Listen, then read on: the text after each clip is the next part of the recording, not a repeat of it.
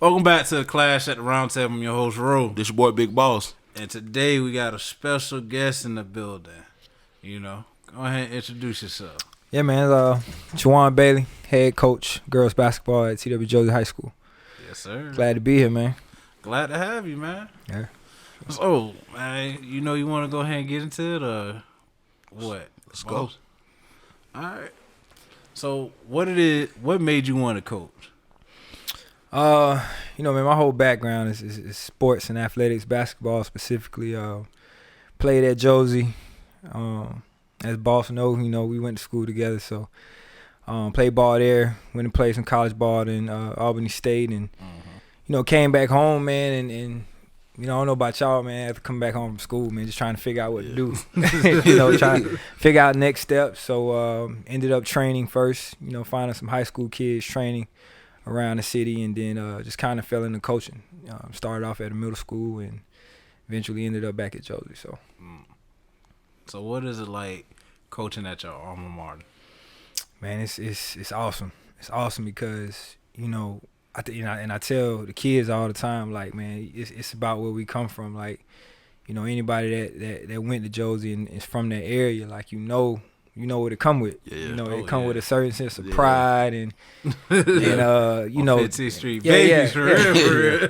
Come with a certain sense of pride, a certain sense of toughness and everything like that. So I get a chance to kind of instill that back into these kids now, because it definitely has changed since we've grown the up. time. It's definitely changed. So, but that sense of pride and toughness is still there. So I get a chance to put it back to them. Oh, that's what's up. Yeah. What you got, boss? So, man, how the season been? How the season is, like, how many games y'all in right now? So we ain't started playing yet. We've actually we just had our first week of practice. Really? We just completed our first week. We started last Monday. So we 6 days in now. Yeah. And we just in the beginning stages where you're just trying to build culture and making sure the girls, well, for me, the girls, they understand how practice needs to look and sound and feel, and just trying to build those good habits that you want to see carry on throughout the year. Yeah. So we in that stage right there. When your first game? So we got a scrimmage November 14th. 14. That's gonna be against Greenbrier at Josey. Yeah. They sorry. So yeah. Yeah, man. They girls and they boys program is pretty good, man. They got different. Look, they got some girls that can play. And then their boys team is now coached by D. Howard, who played at Augusta University some years back, and he got them rolling too, man. So it's gonna be some good games that day. Yeah. So what made you choose coaching girls basketball over men's? So it's a story with that. So I started off boys. When I came back. I first worked at Collins. Yeah, I remember. Yeah. So I coached boys there. Yeah. And that, man. Listen, coaching and teaching middle school is different. So eventually, I was trying to work my way up into high school, and what happened was the boys and the girls' job at Josey came open at the same time. So of course, I'm going to apply for the boys. Yeah. But back then we powerhouse. We state playoffs every year. I ain't got no experience, so in my mind it made sense. Okay, let me try. Let me put my hat in both rings. Yeah. And I didn't get the boys' job, but they were excited to hire me as the girls' coach, and I had trained some girls before then, so I was familiar with working with girls as far as basketball goes. So, end up working out, man. It's definitely a decision that I would make 10 times again. So going back to the coaching, like with COVID going on, how has that changed your approach when it comes down to coaching? Man, it's gotten so tough. It's a lot better now because we have a little bit more freedom than what we had when everything first happened. And we had to completely shut down. That was tough because I'm a gym rat. Yeah. Like, I'm literally, man, if it wasn't for my wife and kid, man, I would be in the gym 24/7 all day long. You know what I mean? So when we first shut down, we couldn't be in the gym at all, and we had to go virtual. Like, we started using Zoom and other different platforms to try to do virtual training and conditioning and everything else just to keep the girls active. That was tough, man. That was a huge adjustment that we ain't never had to do before. Yeah, man. So, over the summer, we kind of slowly worked our way back into small groups. I think we were working out 2 or 3 kids at a time. And then, you know, once we got into school year, we were able to condition for a group, you know, with the, you know, with the guidelines and trying to keep them distance. And like I had 5, 6 girls practice with their mask on today. So I mean, it's definitely different. It ain't the norm for sure. But we've been pretty good with making adjustments, and the kids have been really good with making adjustments. So it's working out. Man. So now I'm from Josey, so I know it's a legacy as far as the girls team that is kind of lived up to a former coach, rest in peace. Yep. Coach Bradley. Yes. How are you taking it to like where you like, hey, I gotta fill her shoes, or you trying to carve out your own legacy? Definitely trying to get it, or you know, I don't know. I can't see it from my point of view, but I don't know if we've put it back at that type of standard. But she had it at a standard where, you know, if you in the state of Georgia, you know Josey girls basketball. You know, that's how it was when Coach Brantley was doing it. And so, you know, when I first started, most definitely, like, that was the goal. Like, I want this thing back. When we walk in somebody's gym, I need people to know, like, oh, snap, that's Josey girls coming in. You know, and like I said, I don't know if we're there yet, but, you know, definitely want to finish out by carving out my own path and, you know, doing some things that hasn't been done there before and, you know, try to leave my mark there as well. Okay. I got a question. I know your brother coach softball, right? Yeah. Like, why don't Josey get like recognition for softball? Because like they went to state this year, right? They went to state this year. Like nobody don't really talk about them. Yeah, I mean it's one of those things, man. It's just we're not known for softball. Yeah. So, I think it's a process that's got to be repeated. You know what I mean? Like if you see them go state playoffs consecutively, same thing with us. You know, for a while with basketball, like it had been down so long. Yeah. Even when we made the state playoffs the first few years, nobody really cared. Yeah.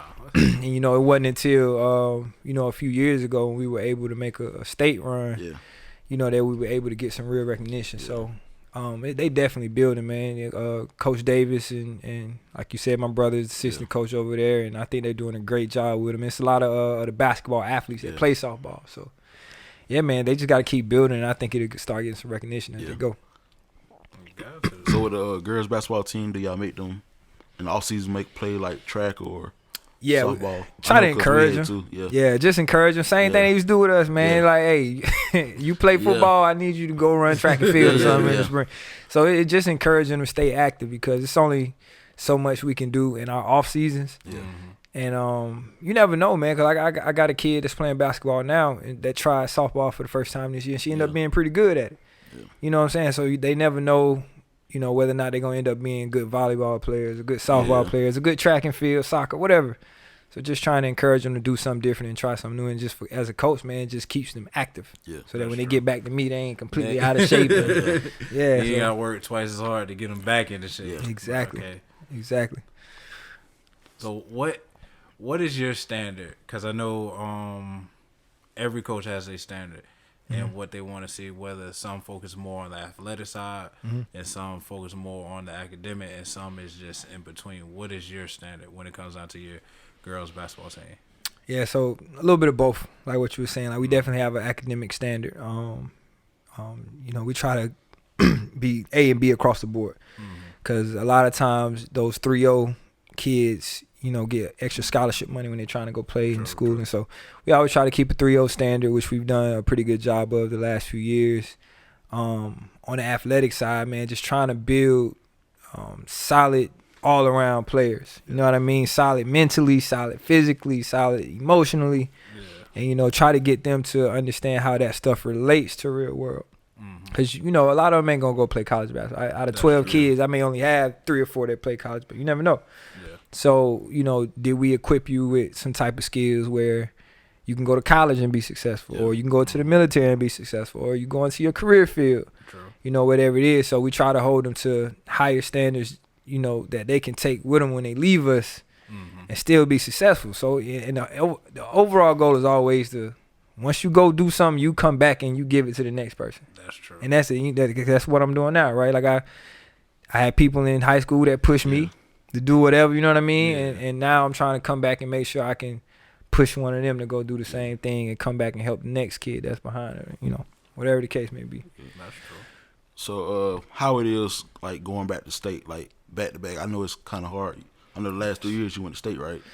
Well, we've been in state playoffs last whatever years, yeah. But that state title season, we made it to the state game. That was 3 years ago. Yeah. Following year, we did Elite Eight, and last year was Sweet 16. Yeah. So we've been able to advance a couple rounds the last few years, but it's extremely hard, man. Yeah. It's extremely hard, and like I know Laney are all rivals and everything, man. But I give my hats off to people like Coach Smart because he was doing that thing like back to back to back to back. You know what I mean? And like it's tough. It's tough because once you get into the state playoffs and film starts to get traded and teams get a chance to really break down your weaknesses and it's one game. It ain't like NBA where it's a best of 7 or best. It's one game, man. If your best player gets frustrated or one player gets in foul trouble, it's win or lose, win or go home type of thing. So it's tough, man. It's very tough. I got a fun question for you. Mm-hmm. So at Clash, the last couple episodes, we've been having this discussion about who's the GOAT, MJ or LeBron. Okay. Who's the GOAT for you? So I tell you what, because I always went MJ, of course, right? Thank you, Slim. But listen, hold on. Well, wait. It's previous years. So what I've come to understand, what makes sense to me now is that it really doesn't make sense to have one GOAT. It really makes sense to have each generation's GOAT because the game changes so much. Yeah, that's what Mike said on this interview I watched recently. The game changes so much. Like the way that Mike played in the 90s is nowhere near the style of basketball they playing right now that LeBron's doing. So it's hard to compare them, man. It's very hard to compare. Even if you compare stats, and the game's so different. It's different from when Wilt Chamberlain was playing in the 80s. You know what I mean? So, like, to me, I feel like it's a GOAT for every generation. Mike was his GOAT. Wilt was his GOAT. And I feel like LeBron is the GOAT right now. You know what I mean? So you saying LeBron over Kobe? That's what you're saying right now? Oh, yeah, for this no disrespect to Kobe and rest in peace, but like LeBron is this generation's GOAT, like for sure.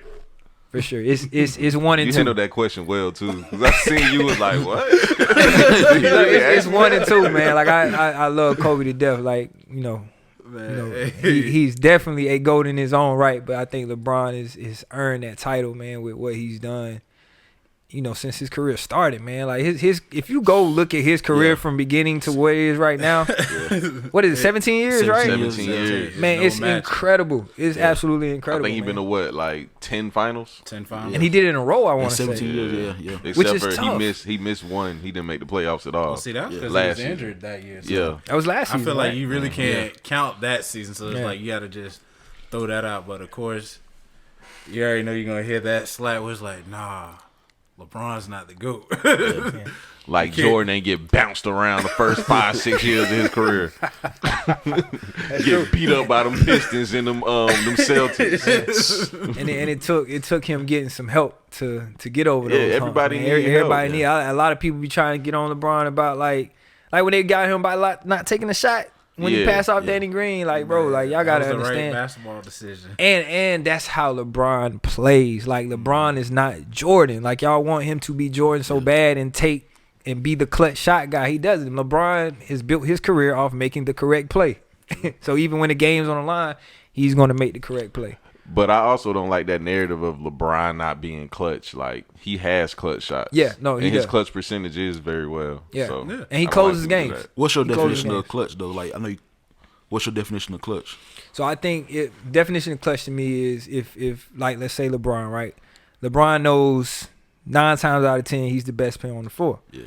So if you know that and you know that's what your team is counting on you to do, then you got to show up when it's time for you to show up. And I feel like he does, man. Whether it may not be with him always making and taking the shot, but he's gonna make the correct play. He's gonna do what he got to do on defense. A lot of times it's him making the play on the defensive end in the clutch. Yeah. You know what I mean? That get overlooked a lot. Yeah. I think a lot of people look towards the offense side of in any sport. They look at it offensively? What are you doing offensively versus defense? That's the sexy part of the game. You know, nobody, defense ain't sexy, man. But like, defense wins a lot of those games, man. Like what the Lakers did in Game 6 defensively. Yeah. Oh my God. That's like, a masterpiece. Man, they would have beat any team in the league by 2030 that night the way they were playing on the defensive side of the ball. So dropping them jewels, people. So if your best player was in that same thing LeBron was in, was that the right play or? Yeah, I think LeBron made the absolutely correct play. Yeah. I mean, because you got to think Danny Green just made those shots the season before for Toronto. Yeah. You know what I mean? You got to live with whether he make it or miss. Yeah, you got to, because if you slow it down and look at it, I think we was having this conversation on Facebook. Yeah. And like, Trevor be coming from LeBron too. Yeah, man. Like, hey, the angle he would have had to try to take that shot, they wasn't going in, bro. I don't care what. It's what Kobe did, yeah. And then they were gonna be hanging him the next day, talking about he missed the game-winning shot. Right? LeBron Jordan would have made it. Yeah, all that right there. So Jordan was that killer.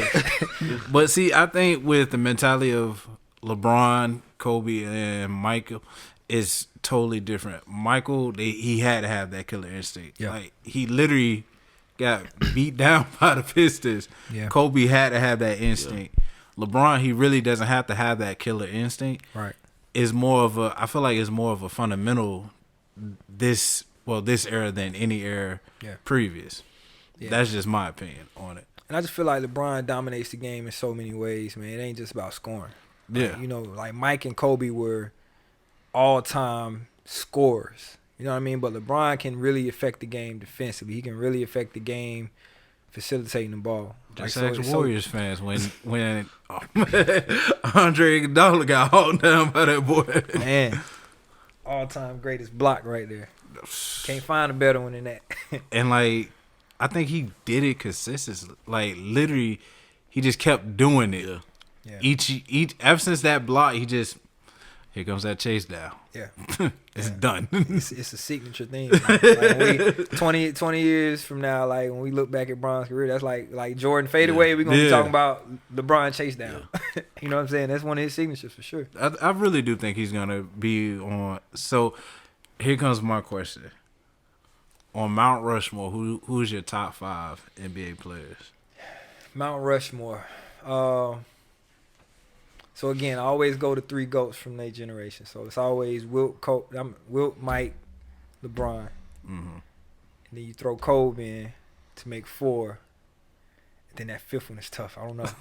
I'm gonna get real with you. I don't know, because you can go so many ways. You can go look at Magic and Bird and what they did.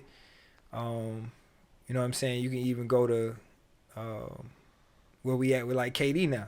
Because KD's story is really untold right now. And I know a lot of people hate KD, but listen, man. Mr. Twitter Fingers. Listen, man, KD's different. KD's different. I think he's gonna come back really strong. He different, all right.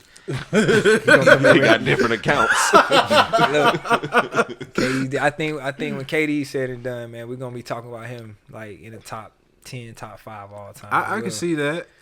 Then you gotta add his burners accounts. Exactly. Would you team up though? Would you do the same thing he did when you was up 3-1? Nah, I wouldn't. Me personally, I wouldn't have. So you would take that Damian Lillard approach? Yeah, I mean, just because of the way I kind of go about it, knowing me, I would try to go at him again next year, knowing that we were up 3-1. Yeah. Like, okay, it's something we did, but at the same time, like, I ain't mad at him for going to get 2 ships either. Nah, you got to put a little mark on his. I ain't mad at a little asterisk on those 2 ships. Man, you can't do that, man. Championships are championships. I'm not mad at him going to get 2 ships, man, because they so hard to come by in the league. Look how many good guys don't have ships in the league. Yeah. Like, you can't be mad at somebody going to get 2. Yeah, because well, how y'all feel about people chasing them though? Well, see, for me, I look at it like we emphasize championships so much that you can't hate a player for really, like, say, well, hey, I'm gonna join this team to just get that ring. You can't hate him for that. I do. Stayed on the same team like Tim Duncan. Shout out to Wayne, man. Tim Duncan's a different. The big fundamental is different from everybody, bro. But then like, so I'm a Chris Paul guy, right? It's my favorite player. I want to see Chris Paul get a ring, me bro. too. And at this point, I don't care how he does it. Yeah. I don't care if he go join the Lakers can't next go year. to the Lakers and Listen, get his ring, bro. Chris Paul go to the Lakers next year. I'm gonna be in a Laker jersey. Oh man. Come January, whenever they start back playing, that's how bad I want him to get a ring, man. Like he been grinding for a long time. Even though he had his shots with the Clippers. Man, But I don't think the Clippers was the right team for him. Man, That was a good team, though. it was a It really good was team. good, but It just stuff ain't It ain't click. Yeah, it was no cohesion with them for whatever reason. I don't know what all they had going on, but it just They needed it a never star, clicked. like a big star. They had him. I felt like Blake was a star. I Oh, felt like no, Chris was a star this- at that that's point in his trash. career. At that point in his Yeah. career, I felt like Bruh, Blake was at a star It's a level. lot of teams in the league right now that like just need that one star, like the Celtics, the Heat, the Bucks. I'm not saying Giannis isn't a star. I'm just saying it's the leadership. The Knicks' ass. They need a lot of stuff. Man, the Knicks we gonna just be need out a this for while. star. Are you a Knicks fan? Yep. Shout out to Dennis Jr. though. That's my homeboy, best friend. Yeah, so it's I ain't gonna hard talk out bad here for about us it. Knicks fans. Gotta see people win the championships. Man, So who you think the best player ever came out of Josey, basketball wise? Uh-oh, on the spot. On the spot. so Hey, I'm not even gonna go best. I'm gonna just go my favorites. So my all time favorite, just because he was like that guy when I was a youngster. He was that guy I was watching. Tony. Tony was the guy when I was middle school. Yeah. You know, had dreams of playing at Josey. He was the guy that was already there killing it. So Tony like will probably always be my favorite Josey player. Yeah. But like then you look at Dominique and P. Yeah. Cause you know we went to school with both of them, so I got you know much love and loyalty to both of them. So you know Dominique and P are right there with him, man. But those three for me, like, you know, those are three of the goats. But then like all of them, man, all my brothers, Buck, Josh, Gabe. Yeah. you see how he got out that question? Nah, he answered it. He picked one. He picked one, but he Yeah. smoothed Yeah. out that No, I thing. mean, Like, 'cause my- hey, I ain't again, gonna- My guy's Tony, cause that's who you know, he made me want to go to Josey and hoop. You know what I'm saying? But like, it's so many of them, man. Barry, Marty, all them boys, man. Like, it's a whole brotherhood of them for real. What about females wise? Ladies. They had some stars too. They did, and you know what? A lot of the greats that they talking about, I never really got a chance to see play. Like Tompkins and Sharika. I don't really remember them like that, but I know just off word of mouth how good they were. But you know who I remember playing around that time? Tony was there. I'm trying to think of her last name. It was Adrian something. I know what you're Adrian, she played for Brantley though, man. She was so cold, and like she was one of the first girls that, you know, I was a fan of basketball. You know what I mean? I remember Man Whitfield at Glen Hills. Hustle had some hoopers back then. Like, man, they the first ones that made me fans of girls basketball for real. I wish I could remember Adrian's last name. I can't think of it right now. But she would be my female GOAT, because that's another one I kind of watched growing up. So I got it's kind of like two questions. One is which one of your athletes remind you of you? Okay. Oh man, that's a good one right there. So I got a kid, Laura Jarrett. She's a junior, 2022 kid, and like she reminds me of me, man, because she works her butt off, and it don't necessarily translate to the court. Yeah. Like we always talk about process, right? So a lot of kids, they'll work really hard, but when it don't show up, they'll kind of stray away from that process. Yeah. But like she's a kid that's going through, you know, the ups and downs of it. Like some days she looks really good, but some days she just absolutely stinks it up. And that was me in high school. Like I would have days where everything clicking, and then the next day I'm the worst player on the team, worst player on the court. You know what I mean? But I always prided myself in working harder than everybody else, trying to work harder than everybody else. And so I see that in her. And a lot of times me and her talk about, you know, just understanding the duration of this thing and how this stuff is going to pay off years from now. Like you can't see it, you can't feel it right now, but years from now, man, you're going to be thanking yourself that you did develop these habits. You know, 'cause I think myself now, man, the habits I developed at Josey, playing under Rouse and Lily, that joint carried me through college. You know what I mean? Like I wouldn't have gotten through playing college basketball if it wasn't for what I had to go through there. You know what I mean? I think she's going through that same thing. What college did you play for? Albany State. Albany State. Golden Rams, yes sir. And I got one question. I'm gonna get up out of here. Do you think college athletes need to get paid? Absolutely, bro. Absolutely, especially on a high like Division I level where they're. Cause I see how much money when we go state playoffs, how much money those type of tickets bring. I can just imagine how much money like a North Carolina Duke game is bringing in. And we ain't talking about we ain't even talking about playing athletes millions. We just talking about giving them a couple thousand, some thousands where they can. You know, Stop mama got to pay rent at the house. Like I can send mama a couple thousand and take care of rent. Like it's little stuff like that, man. It's they got the money to do it. They could do it if they wanted to. They just don't want to because of, I guess, whatever system is in place. I don't know. But if it ain't broke, don't try to fix it. Don't try to fix it. That's how they feel. So, did you ever see any athletes get paid?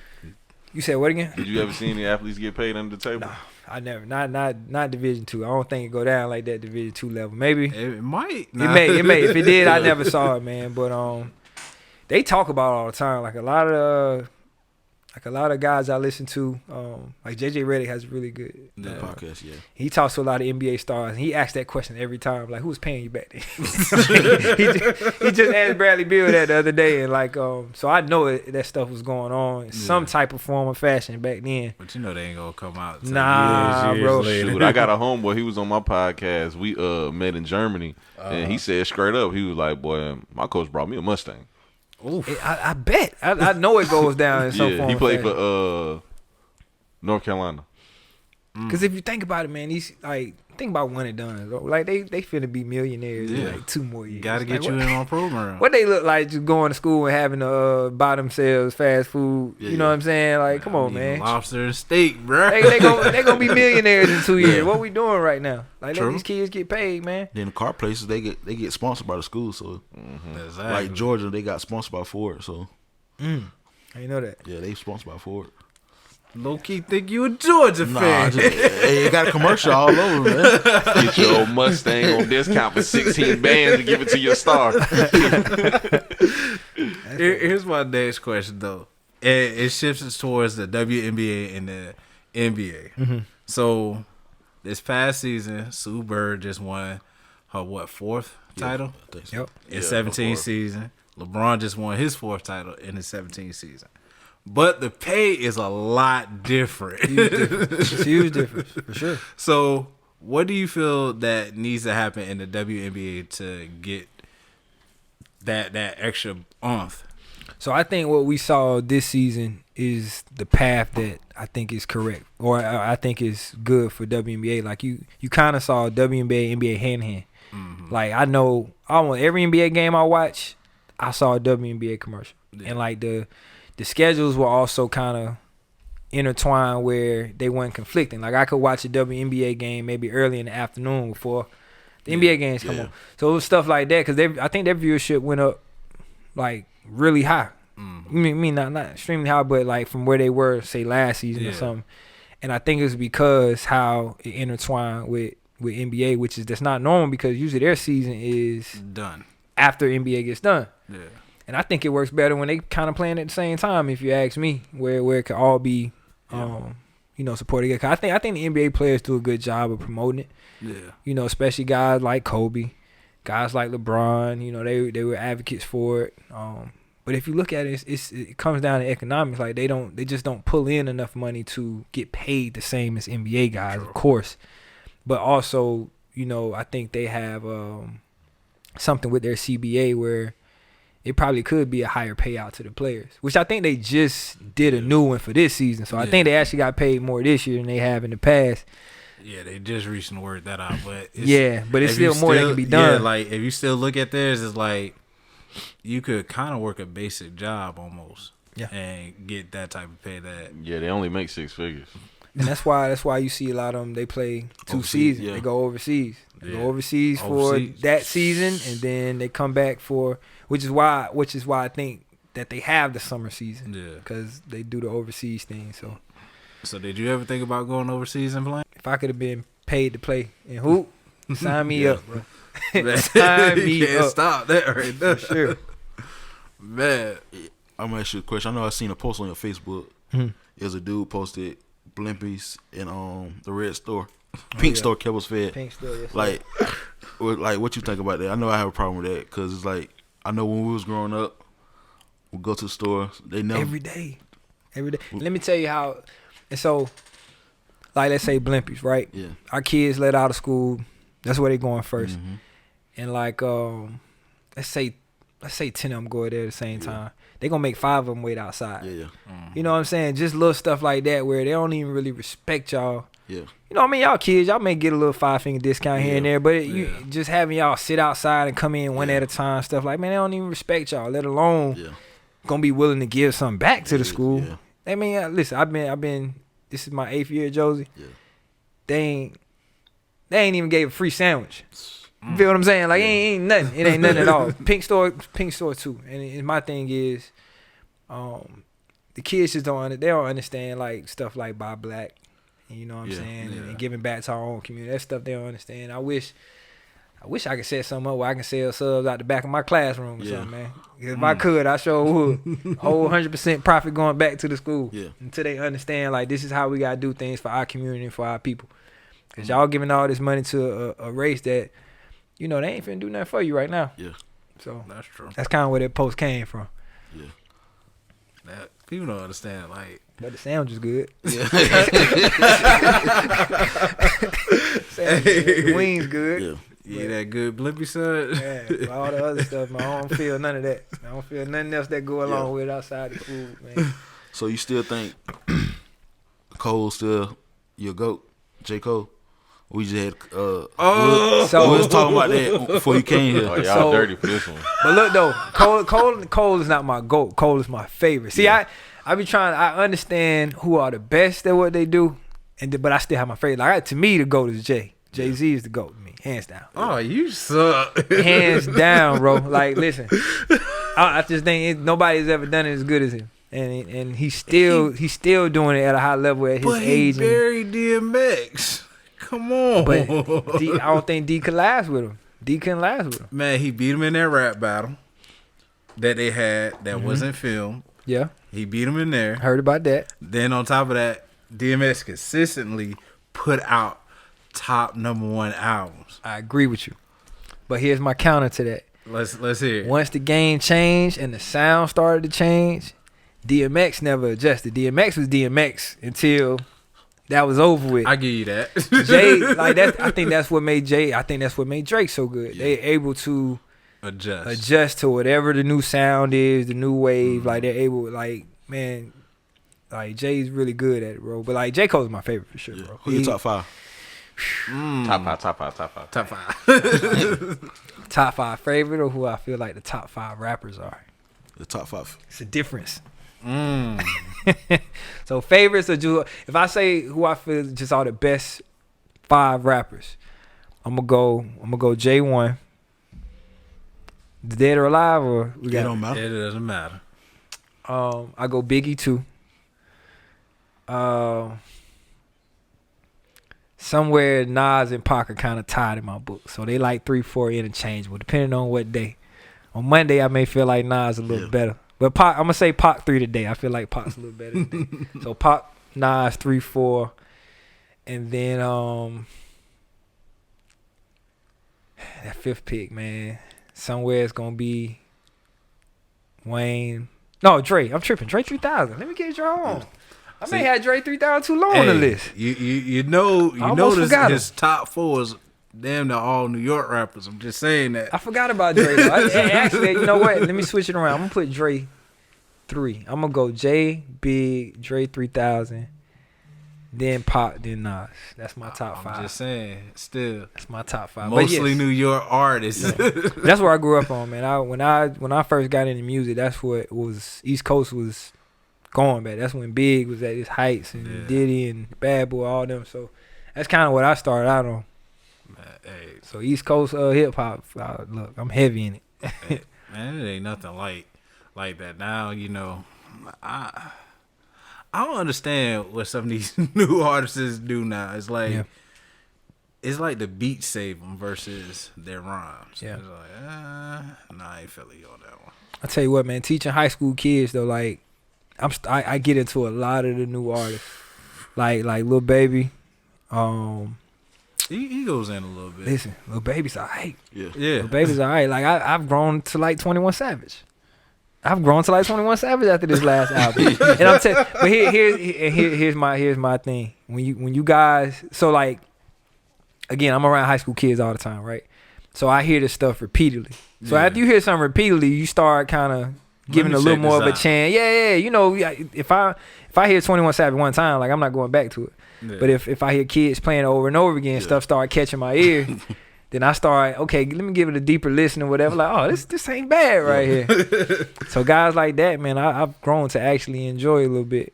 The Baby, I like the Baby. I like Lil Baby. 21's good. There's too many babies. It is. A lot of babies out here.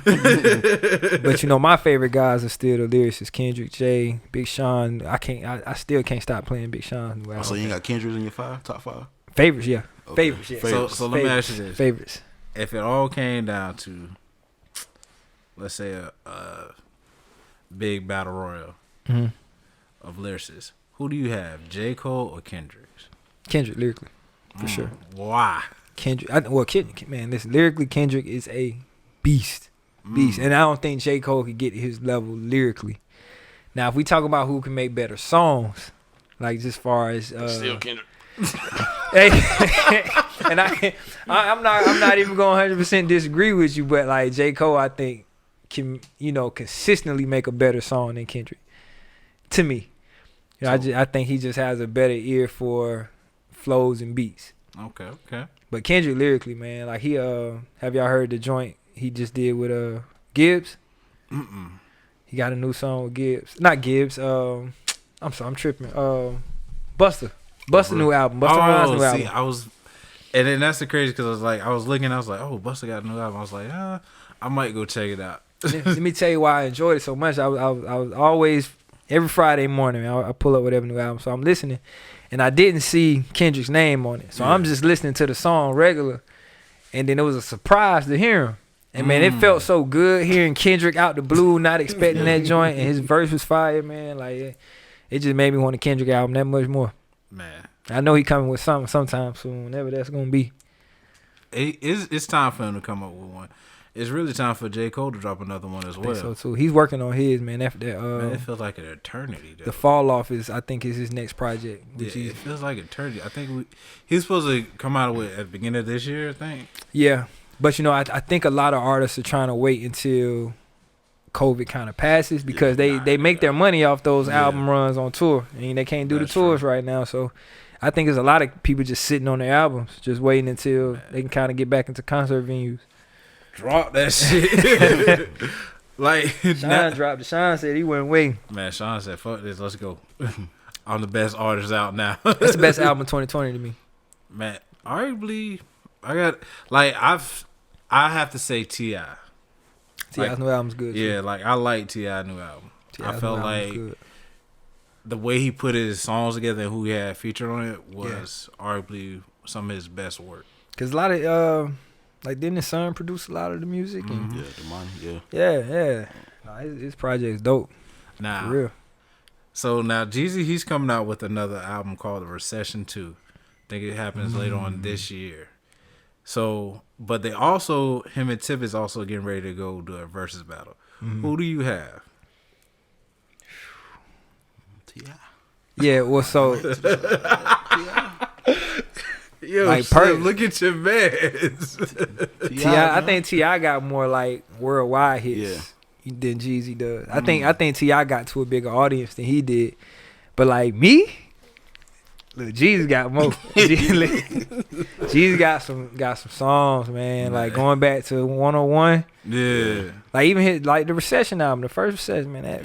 I listened to that the other day, man. Yeah. So like to me, I think personally, I think Jeezy got more, but I think T.I. stretched further than what he did on his career. So okay, we gonna see. That's gonna be a good one. Yeah. So who did you listen to when you used to play basketball, and who do you listen to now when you're warming your girls up? So like Jeezy, T.I., all that was, high school. It was Bootsy. Yeah, Bootsy.